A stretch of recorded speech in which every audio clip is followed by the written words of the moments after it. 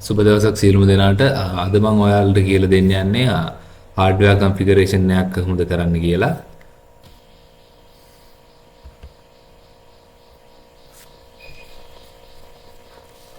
අපි බලමු කොහොමද මුලින්ම අපි PLC ප්‍රෝග්‍රෑම් එකක් ප්‍රෝග්‍රෑම් කරන්න පටන් ගන්න කියලා. ඒකේ පළවෙනි ස්ටෙප් එක තමයි අපි ප්‍රොජෙක්ට් එකක් ඕපන් කරලා මුලින්ම අපි කරන්න ඕන හાર્ඩ්වෙයාර් කන්ෆිගරේෂන් එක.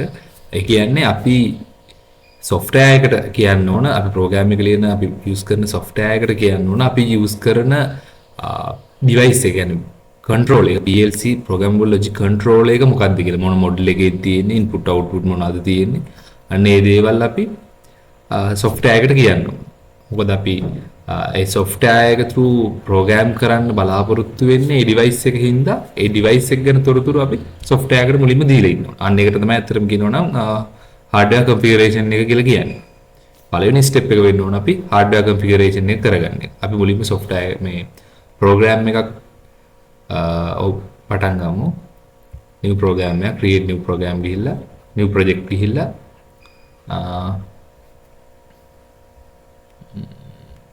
project 1 කියලා ගමු.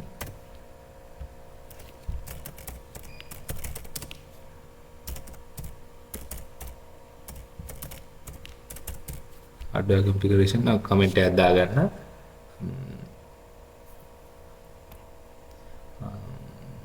ඔයාලා මෙතන මතක තියාගන්න මේ මම නම් මේ දැනට මේ ඩෙස්ක්ටොප් එකට දීලා තියෙන්නේ මේ පාත් එකත් ඔයාලා මේ කියන්නේ SSD එකක් වගේ යූස් කරනවා නම් හොඳයි මේ software එකටයි ඒ වගේම මේ ඔයාලගේ program එක save වෙන පාත් එකටයි දෙකම එක තැන තියෙනවා නම් වඩා හොඳයි. මොකද නැත්තම් පොඩි lag එකක් වෙන්න පුළුවන්.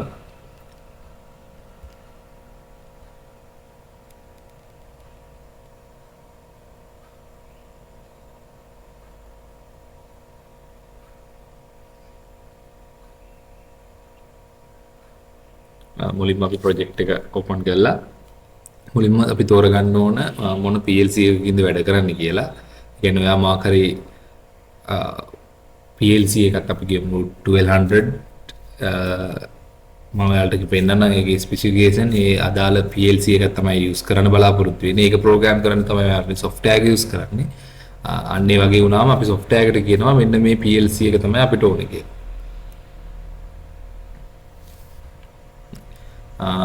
ප්‍රොජෙක්ට් එක ඕපන් කරලා ඊට පස්සේ අපි මුලින්ම කරන්න ඕන ඩිවයිස් එක කන්ෆිගර් කරගන්න එක.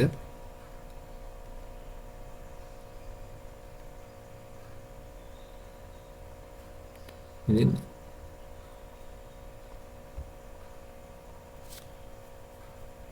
add new device ගියාම අපිට ඕන දැන් අපි දැන් PLC නේ මුලින්ම basicallyම අපි control එක කියන්නේ PLC එක තමයි program කරන්න යන්නේ. නැත්නම් අපිට HMI එකක් නම් ඕන HMI එකක් add කරගන්න පුළුවන්. PC system එක නම් motor drive එක නම් motor drive එකක් පුළුවන්. සාමාන්‍ය ඔයාලා මේ මට කලින් කියන්න බැරුණා මේ ඔයාලා මේකට සිමල් මෙයාලගේ මේ TI portal එකට අමතරව motor drive වලට ඕන software එකක් තියෙනවා. ඒකත් install කරාම පස්සේ තමයි මෙතන මේ drive පෙන්වන්නේ. නැත්නම් අනිත් තුන පෙන්වනවා මෙතන. control එක HMI එක PC system පෙන්වනවා.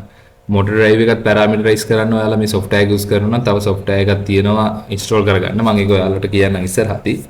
දැනට ඔයාලට මේ මම ඔයාලට මුල් වීඩියෝ වල කිව්ව විදිහට software එක install කරගත්තා නම් මෙන්න මේ විදිහට control එක HMI එක PC system ඔන්න ඔය ටික පෙන්නනවා. දැන් අපි ඉන්නේ control එක තෝරන එකේ. මෙතන තියෙනවා අපිට ඕන model එක. දැන් මම ඔයාලට කියලා දුන්නා වගේ මේ Simatic S7 series එකේ 300 PLC එක තියෙනවා 400 PLC එකේ model ටික තියෙනවා 280 200 එක තියෙනවා ඊට පස්සේ 1200 1500 ඔය විදිහට අපිට ඕන මේ PLC ටික තියෙනවා. දැන් අපි හිතමු අපි ගන්නේ 1200 එක කියලා. මේකේ 1200 එකේ මේ CPU තියෙනවා ලොකු ප්‍රමාණයක් තියෙනවා. මේ තියෙන්නේ AC DC relay කියන්නේ AC input DC output එක relay එකක් විදිහට අපිට දෙන්න පුළුවන්. DC DC DC DC input DC output DC විදිහට එළියට දෙන්න පුළුවන්. ඔන්න ඔය විදිහට මේ විදිහට ස්පෙસિෆිකේෂන් ගොඩාක් තියෙනවා. දැන් මේවලත් මේ ආයි version තියෙනවා. අපි හිතමු අපිට ඕන DC DC DC එකක් කියලා. කියන්නේ DC input DC output control කරන්නේත් අපි DC output එකමයි. එතකොට මෙන්න මේ විදිහට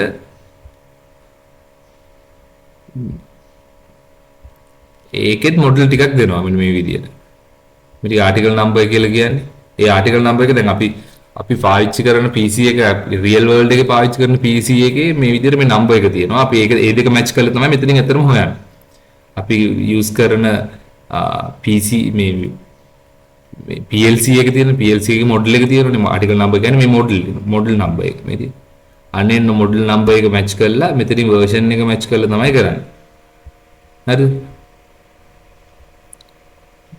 මේ මොඩල් එකේ මේ තියෙන ආටිකල් නම්බර් එක මෙතන ඩිස්ක්‍රිප්ෂන් එකේ තියෙනවා. දැන් අපිට දැන් අපිට ඕන ඒ කියන්නේ මේ රියල් වර්ල්ඩ් එකේ තියෙන PLC එකේ තියෙන ස්පෙસિෆිකේෂන් ටික මේකේ තියෙනවා. කොච්චර ඩිජිටල් ඒ කියන්නේ PLC එකට ඉන්ටිග්‍රේටඩ් වෙච්ච එක නේ. අපිට ඇඩිෂනලි එලියෙන් ඉන්පුට් අවුට්පුට් කාඩ් සම්බන්ධ කරගන්න පුළුවන්. එහෙම නැතුව මේ PLC කියන්නේ කන්ට්‍රෝලර් එකටම ඉන්ටිග්‍රේටඩ් වෙච්ච ස්පෙસિෆිකේෂන් ටික තියෙනවා. කියන්නේ මේකේ තියෙනවා මෙතන 24 DC voltage power supply එකක් තියෙනවා. digital input මෙතන digital input අයි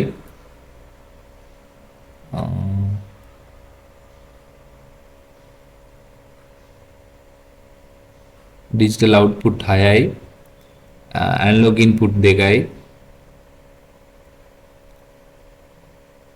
ඔන්න විදියට මේකේ input output specification දීලා තියෙනවා. ඊළඟට මේ protocol දීලා තියෙනවා. Profinet HMI කමියුනිකේෂන් කරන මේ ඒවා ඔක්කොම ඩිස්ක්‍රිප්ෂන් එකේ මේ ෂෝට් ඩිස්ක්‍රිප්ෂන් එකක් දෙනවා. ඒක දෙනවා. දැන් ඒකට අනුව තමයි අපි තෝරගන්නවා. මෙතනින් අපි තෝරගන්න. ඒ කියන්නේ අපි රියල් වර්ල්ඩ් එකේ එකත් එක්ක මැච් කරනවා නම් මෙතන කෙලිම ආටිකල් නම්බර් එකයි version එකයි තෝරුව ගමන් exactly මේ same මේ ඒ කියන්නේ අර රියල් වර්ල්ඩ් එක අපි use කරන PLC එකට same එකක් තමයි මෙතනින් තේරෙන්නේ. එතකොට අපිට මේ software එක PLC එකට දැන් අපි ලියන ප්‍රෝග්‍රෑම් එක PLC එකට ඩවුන්ලෝඩ් කරනකොට එහෙම කිසිම ප්‍රශ්නයක් වෙන්නේ නැහැ. අපි perfectly matching වෙන PLC එක තමයි මේ software එකෙන් තෝරලා තියෙන්නේ. අපි මේක verify කරගන්න පුළුවන් මේ article number version එක. ඒ වගේම මෙතන තියෙන digital input digital output මේ communication protocols ඒ ඔක්කොම ටික match කරාගත්තම machine නම් අපිට එතෙන්දී අපිට verify වෙනවා මේ අපි use කරන්නේ අපේ software එක through අපි ප්‍රෝග්‍රෑම් කරන්නේ අපි රියල් වර්ල්ඩ් එකේ යූස් කරන ඩිවයිස් එකමයි කියලා මේකෙන් අපිට තෝරගන්න පුළුවන්. අපි දැනට මෙන්න මේක මේ මොඩල් එකයි මේකේ මේ version එකයි select කරගමු.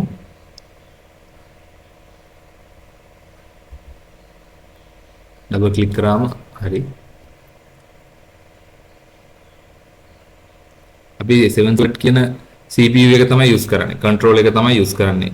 ඒකේ මේ මොඩල් එක මේ version එකේ මේ ස්පෙસિෆිකේෂන් තියෙන්නේ. digital input 8ක් තියෙනවා. digital output 6යි analog input 2ක්. මේ විදිහට communication protocol Profinet එහෙම තියෙනවා. අන්නේ විදිහට මේක තමයි අපි යූස් කරන්න බලාපොරොත්තු වෙන්නේ. මෙතනින් අපි PC එක මේක ඩබල් ක්ලික් කරාම මෙතන අපේ දැන් ඇඩ් කරගත්ත ඩිවයිස් එක වෙන්නේ ඒක. ඊට පස්සේ මෙතන තියෙනවා protection procedure එකක්.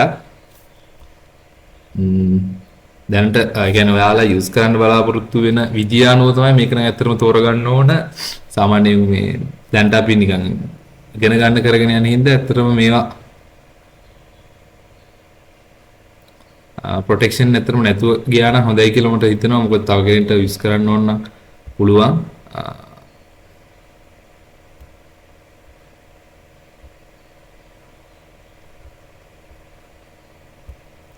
ඔය විතර full access දුන්නම මේ ප්‍රෝග්‍රෑම් එකම වෙන කෙනෙක්ට ආයේ ප්‍රෝග්‍රෑම් කරන්න හරි එහෙම වැඩ කරගෙන යන්න ඕනකොට පාස්වර්ඩ් ඕන වෙන්නේ නැහැ. දැන් අපි එහෙම අපිට විතරක් යූස් කරන්න හදනවා නම් අපි විතරක් මේකේ අප්ඩේට්ස් මොනවා හරි කරනවා නම් අපි through විතරක් යන්න ඕන කියලා මොකක් හරි රික්වයර්මන්ට් එකක් තියෙනවා නම් අපිට පුළුවන් මෙතන පාස්වර්ඩ් ප්‍රොටෙක්ෂන් එකක් දාලා මේ වෙන කාටවත් මේක වෙනස් කරන්න PLC එක වෙනස් කරන්න දෙන්නේ නැති වෙන ප්‍රොටෙක්ෂන් එකක් යූස් කරන්න පුළුවන්. ඇත්තටම මේ ස්ටෙප් එකේ නම් දැනට ඔයාලා යූස් කරන්න යන්න එපා පාස්වර්ඩ් එකක් එහෙම. අර විදිහට අපි ඩිවයිස් එක ඇඩ් වුණා. අපි ඩිවයිස් එකට මොකුත් පාස්වර්ඩ් එකක් මොකුත් දැම්මේ නැහැ. මෙන්න මෙතනින් අපිට පෙන්නනවා අපි ඇඩ් කරගත්තු ඩිවයිස් එක. අර කිව්වා වගේ දැන් මේක සිලෙක්ට් කරාම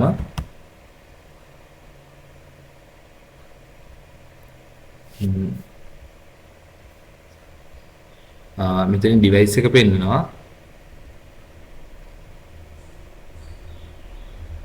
මේක කෙලින්ම මේ රැක් එකේ ඩිවයිස් එක ගහලා දෙනවා. අපිට ඕන නම් මෙතන මේ ටැග් එක වෙනස් කළා මොකක් හරි නමක් එහෙම දෙන්න පුළුවන්. අපි යූස් කරන මොඩල් එකක් හරි එහෙම තව ඩිවයිස් මේකේ අපි මේ රැක් එකේ ගහනවනේ. ඒ කියන්නේ සාමාන්‍ය වෙන software වල නම් අපි රැක් එකක් select කරගන්න ඕන මේ විදිහට. දැන් මේකෙදි නම් එහෙම වුණ වෙන්නේ නැහැ. කෙලින්ම මේ PLC controller එක මයික්‍රෝ controller එක අපි select කරාම ඒකට අදාළ රැක් එකක් automatically select වෙනවා. ඊට පස්සේ අපිට මේ additional අපි මේ රැක් එකට mount කරන ඒවා තමයි මේ ඉස්සරහට මෙහෙම add කරගෙන යන්න ඕන. මේ PLC එක තියෙනවා. දැන් PLC එකේ තියෙන මේ module එකේ තියෙන specification ටික මෙතන ලස්සනට පෙන්නනවා. ඉතින් මේ කොටසෙන් පෙන්නන්නේ ඒක.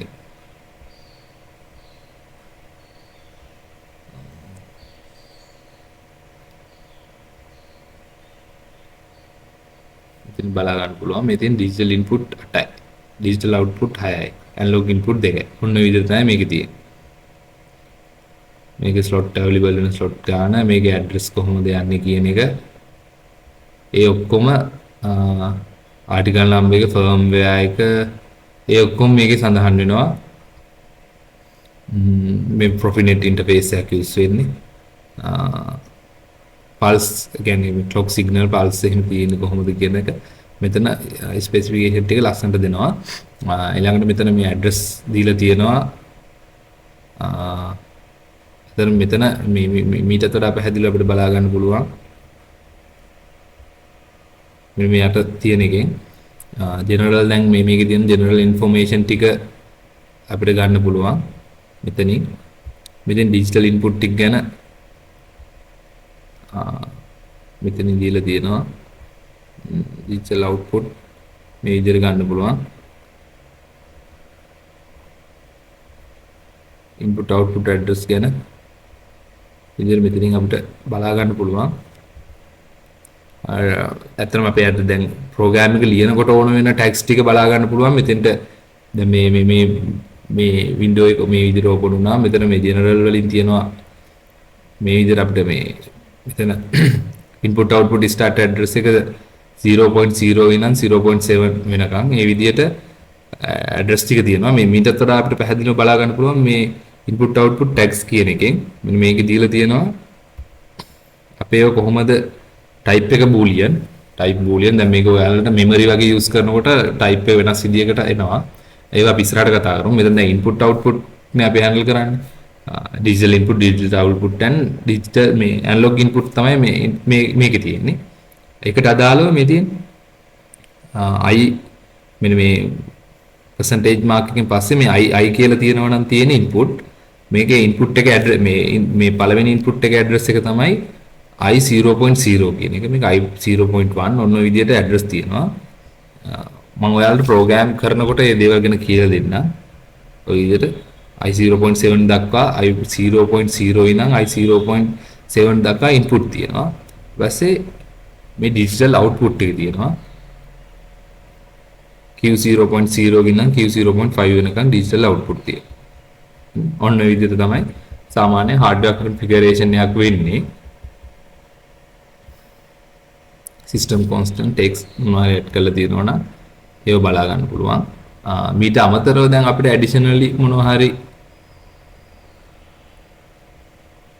ඇඩ් කරගන්න ඕන නම් දැන් මෙතෙන්ට මාක් කරලා ඇඩ් කරගන්න ඕන නම් මේ slot එකට අපිට මෙන්න මෙතනින් පෙන්නනවා. දැන් මෙතන තව CPU එකක් ඕන නම්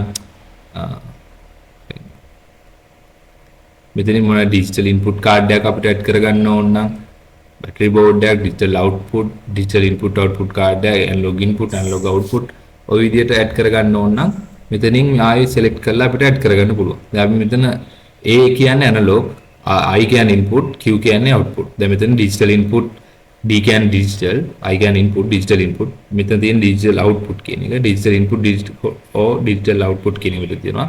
analog input, analog output කියලා තියෙනවා. දැන් අපිට දැන් මෙතෙන්ට දැන් අපි මේ තෝරගත්තු PC එකේ ගත්තම මෙතෙන්ට අපිට නැත්තේ digital ඉන්පුට් තිබුණා මේකේ ඩිජිටල් අවුට්පුට් තිබුණා ඇනලොග් ඉන්පුට් තිබුණා ඇනලොග් අවුට්පුට් තිබුණේ නැහැ අපිට ඕන නම් මෙතන ඇනලොග් අවුට්පුට් කාඩ් එකක් සිලෙක්ට් කරන්න පුළුවන් මෙතෙන්ට මේකේ ගත්තොත් මේ විදිහට අදාළ ඇනලොග් කාඩ් එක සිලෙක්ට් කරාම මෙතෙන්ට එනවා ඉතින් ඒ කියන්නේ අපි රියල් වර්ල්ඩ් එකේ යූස් කරන හાર્ඩ්වෙයාර් එකට අදාළ කොටස් තමයි මේකට ඇඩ් කරගන්නවා ඇයි අපි ඒකනේ ප්‍රෝග්‍රෑම් කරන්න යන්නේ එතකොට එක්සැක්ට්ලි ඒකට හරියන විදිහට තමයි මෙතන මේ හાર્ඩ්වෙයාර් කොටස් ටිකත් අපි software එකට හඳුන්වලා දෙනවා. දැන් මේකේ අපි ගත්තොත්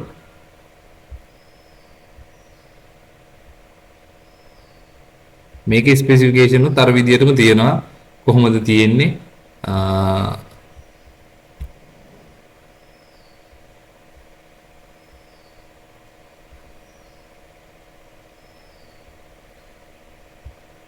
මෙතන මේ ඇනලොග් අවුට්පුට් කාඩ් එකේ කොහොමද ස්ලොට්ස් ටික තියෙන්නේ කොහොමද ඇඩ්‍රස් වෙලා තියෙන්නේ ඒ දේවල් ඔක්කොම ෆර්ම්වෙයාර් එක මොකද්ද එහෙම ඔක්කොම ටික මෙතනින් තීරණය කරලා තියෙනවා අන්නේ විදිහට තමයි අපි සාමාන්‍ය මේක ඇඩ් කරගන්නේ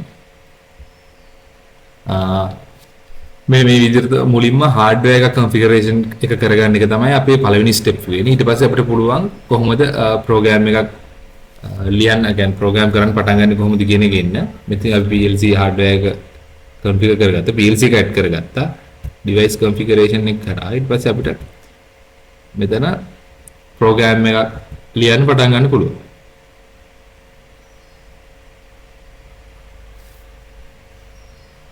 මෙතනින් අපිට අදාළ device ටික ඇඩ් කරගෙන ඒ device වලට මෙතනින් ප්‍රෝග්‍රෑම් එක ලියාගෙන යන්න පටන් ගන්න පුළුවන් මේ විදිහට ඊළඟට අපි කතා කරමු කොහොමද ප්‍රෝග්‍රෑම් එකක් ලියන්නේ කියන එක අපි ඊළඟ වීඩියෝ එකකින් කතා කරගමු. ඒ වගේම කොහොමද සිමියුලේෂන් එකක් යූස් කරන්න කියලා කොහොමද ප්‍රෝග්‍රෑම් එකක් ලියන්න පටන් ගන්න කියලා අපි ඉස්සරහින් ප්‍රෝග්‍රෑම් වල ලොජික් ගැන අපි ඊළඟ වීඩියෝ එකකින් හමු වෙමු. බොහොම ස්තුතියි.